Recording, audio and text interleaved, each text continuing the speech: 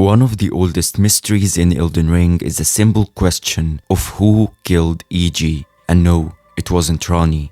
But if it wasn't Ranni who sent the killer, then who did it? Who was behind the Black Knife assassins we find in the crime scene? Why was EG killed in the first place? And why is he covered in black flame? As one of the fan-favorite characters and a hell of a blacksmith, EG deserves justice. And for that reason, I believe we should give this topic a revisit. In today's video, we will investigate the murder of War Counselor EG. We will start by analyzing the crime scene. Immediately, there are three very important clues. The first is EG's dead body covered in black flame. The second are the dead bodies of 3 Black Knife assassins around EG. And the third is the most unnoticed and undervalued, despite being the most important for finding out the killer. The third clue is EG's loot being on his anvil and not on his dead body. This may seem insignificant, but in this case where environmental storytelling is everything, this is incredibly important. Now, based on what we are seeing here, 5 major theories have been circulating the community ever since the release of the game. 5 major suspects have been identified. Now, let's state the obvious deduction. The Black Knife assassins landed the killing blow on EG. But immediately we hit a wall. If the Black Knife assassins killed EG, then why is he covered in black flame and not the red flame of destined death? Did the Godskins had a hand in this? Perhaps EG managed to take down the 3 assassins only for a Godskin to show up and land the killing blow. At the end, Ranni is connected to the Rune of Death, and therefore, the Godskins are stalking her. We find a Godskin noble at her divine tower. And yes, you can always shrug it off to From Software making a mistake and using the Black Flame VFX instead of red. But this doesn't make sense when the game has been patched many times. They could have easily fixed it. So based on the crime scene, we have 2 candidates for landing the killing blow, the Godskins and the Black Knife assassins.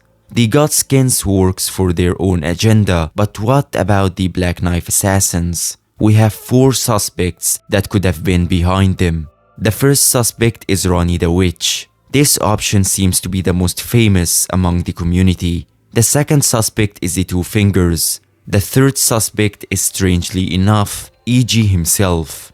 The fourth suspect is nobody. Nobody was behind the assassins. They simply worked on their own agenda. They were just pissed at Ranni and for good reasons. Those 4 suspects plus the Godskins makes 5 suspects in total. But who did it? I believe I should start with clearing some misconceptions about the Black Knife assassins. Understanding their allegiance and powers would help narrow the list of suspects. Most people are under the impression that the Black Knife assassins are controlled by Ranni. This is of course due to the Night of the Black Knives. Another misconception is that all Black Knife assassins have access to destined death. In matter of fact, both of those misconceptions are connected. They revolve around the Night of the Black Knives. The Night of the Black Knives is an event where Ranni imbued weapons with destined death and sent Black Knife assassins to kill Godwyn the Golden. Those assassins were under the command of Ranni, but only those. We have 0 evidence whatsoever that Ranni controls any other assassins. In matter of fact, it goes against other parts of the lore which suggests that the Black Knife assassins have different allegiances. Usually they work for Marika and naturally the Golden Order. They were Newmen after all, just like Marika, and it's even stated that those who killed Godwyn had close ties to her. In addition to that, we find 1 Black Knife assassin guarding Marika's bedchamber. We can find other Black Knife assassins guarding the teleporter to the Helic Tree in Ordina, meaning they work for Miquella. Others would naturally be working for their own agenda, which is the Age of Stars, as inhabitants of the Eternal Cities. So all in all, they have different allegiances. Returning to the Night of the Black Knives, we can actually see what happened during the intro cinematic. During the shot where we see Godwin's murder, we can see 6 Black Knife assassins. This one here is just the shadow of assassin number 1 cast from the torch. Now the interesting fact that many miss is that we can actually find and kill every single assassin that participated in the Night of the Black Knives except for Tish, who died during the escape from Leyndell. They all went into hiding after that night, and they all have something connecting them to the night. There is Alecto, the ringleader. We find her imprisoned in an ever jail at the Moonlight Altar. There is Tish, her daughter. She died defending her mother during their escape from the capital. There is one in Limgrave that is heavily injured in a clear connection to the night. We can find one in the Black Knife Catacomb and she drops the Black Knife print. There is one in Sage's Cave and this one drops the concealing veil, which was used to infiltrate the capital. And the last one is found outside the Sainted Hero's grave. This one drops the Black Knife. Not just any Black Knife, it's stated to have been one of the Black Knives that killed Godwin the Golden. Those are 6 in total and they are all bosses, while all the others are just a special enemy, not a boss. After establishing the fact that only 6 assassins worked for Ranni during the Night of the Black Knives, we can come to an easy conclusion. Only those 6 assassins could use Destined Death. Lore-wise, all the other assassins can't use Destined Death. That's why Ranni had to go through all the trouble of stealing a shard of the Rune of Death from Malekith to imbue the weapons with the power of Destined Death. The Black Knife weapon description states the following: a dagger once belonging to one of the assassins who murdered Godwin the Golden on the Night of the Black Knives. A ritual performed on the oddly misshapen blade imbued it with the power of the stolen Rune of Death. Now, if the other assassins doesn't have access to Destined Death, then what would they use? Naturally, they will use Black Flame. Because in matter of fact, Black Flame and Destined Death are one and the same. The Scouring Black Flame description states the following: the Black Flame could once slay gods, but when Malekith sealed Destined Death, the true power of the Black Flame was lost. Now, when Malekith sealed the Rune of Death, the Black Flame tarnished. It lost its red hue and became the Black and White Flame. The idea of tarnishing, losing color, and subsequently losing power is a central idea in the Elden Ring's story. So after all, the Black Flame on Iji's dead body is totally normal if Black Knife assassins killed him. It wasn't the Godskins, which would have been out of place, and it wasn't an overlook. Now we can dismiss the Godskins from the suspects list. We can also dismiss Ranni.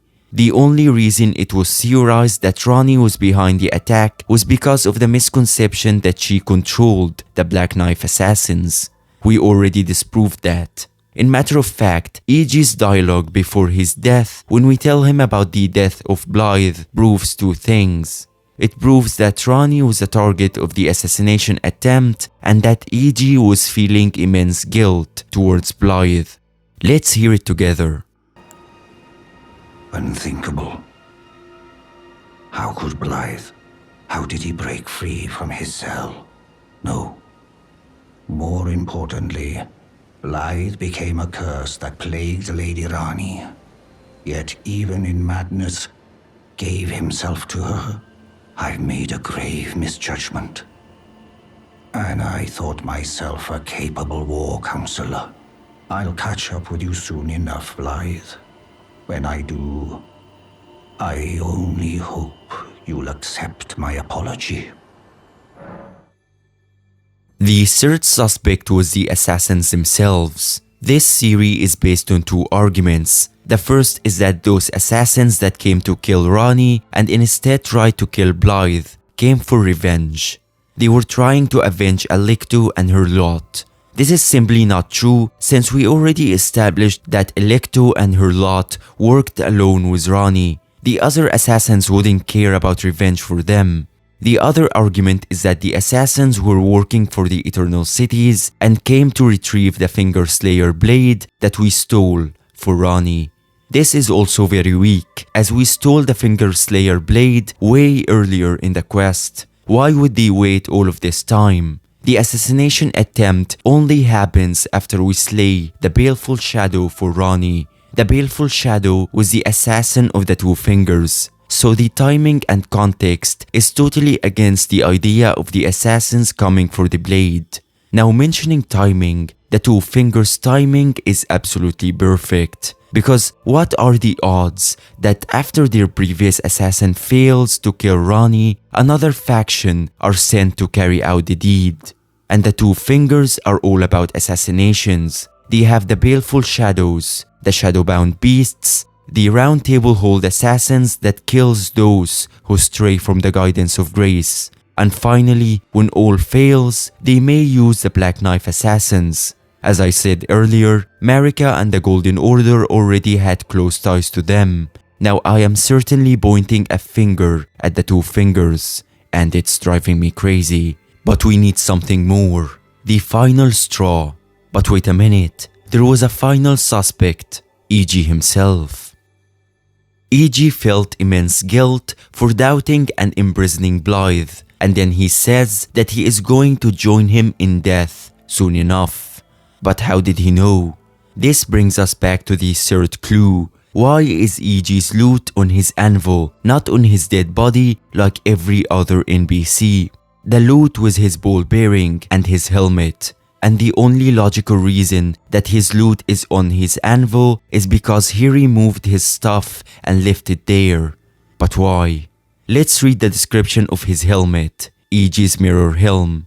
Helm fashioned from a crystal-looking glass, said to have never left War Counselor E.G.'s head, worn by those committed to high treason. It wards off the intervention of the greater will and its vassal fingers. E.G. was afraid, terrified of his own treachery. This is the final straw. E.G.'s helmet was the only thing protecting him from the fingers. They wanted him dead for conspiring against them. And E.G. was terrified. He never removed his helmet, except once, when he knew what happened to Blythe. He felt inspired by the courage of his friend, and feeling immense guilt, he decided that he will not live in fear anymore. E.G. wanted to commit seppuku. He decided to stand to the fingers, one last stand. He told us he was going to join Blythe. Then he removed his helmet, which alerted the fingers to his location. The fingers sent the Black Knife assassins to kill him, but E.G. was ready to take them with him. So to recap, the fingers tried to use Blythe against Rani, but he resisted them. Then they sent the Baleful Shadow to kill her, but we dealt with it. And in a last desperate move, they sent the Black Knife assassins to her rise, but Blythe killed them. When E.G. knew of this, he decided that he will not live in fear anymore, and he decided to join his friend in death in a last stand against the fingers. E.G. is truly one of a kind. Don't forget to hit the like and subscribe button if you enjoyed this video, and tell me what you think in the comment section down below. Until next video, farewell, fellow Tarnished.